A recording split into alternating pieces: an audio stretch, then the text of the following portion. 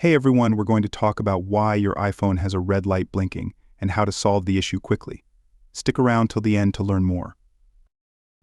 The red light blinks when an app is actively using the camera. If you're unsure which app is using the camera, start by checking the apps that have access to the camera on your device. Here's how. Open the Settings app on your device.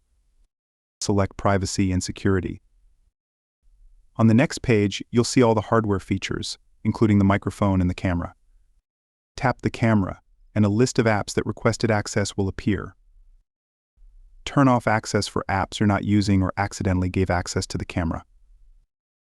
If you have concerns about someone accessing your camera without consent, you can maintain your privacy by covering the camera lens with a cute sticker or some tape.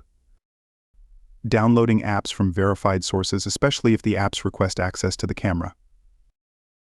Ensuring your phone's firmware is updated because new updates typically include new security measures to protect your device from unauthorized access. And there you have it. Fixing the red light blinking on your iPhone is that easy. Thanks for watching. Until next time.